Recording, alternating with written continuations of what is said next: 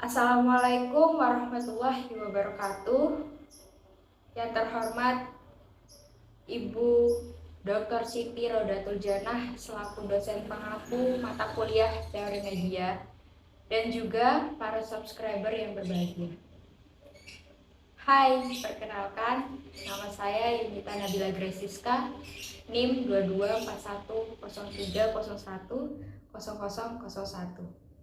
dari jurusan Komunikasi dan Penyiaran Islam atau kelas KPI 3. Puji syukur alhamdulillah senantiasa kita haturkan kepada Allah Subhanahu wa taala karena taufik dan hidayahnya kita dapat merasakan Ramadan di bulan ini.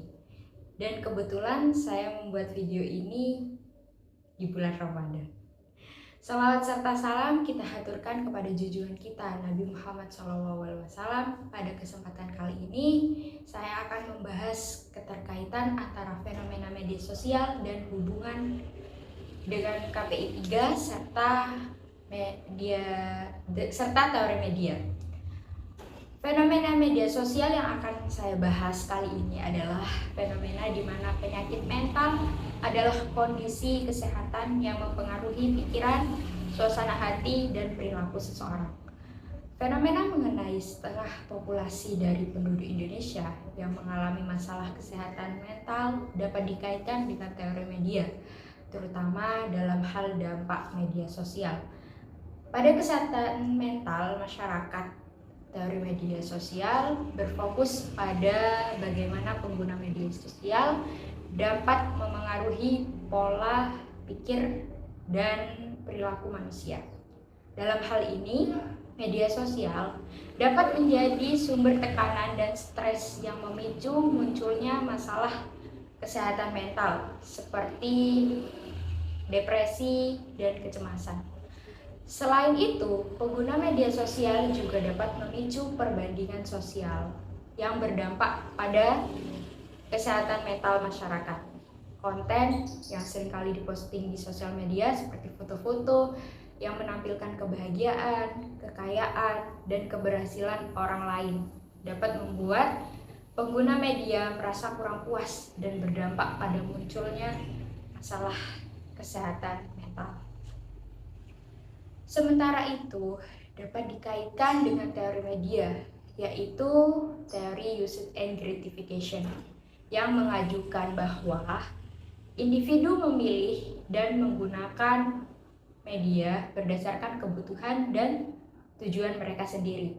Dalam hal ini, individu mengalami masalah kesehatan mental, mungkin menggunakan sosial sebagai sarana untuk mencari dukungan sosial, pengakuan, atau menghindari masalah di dunia nyata.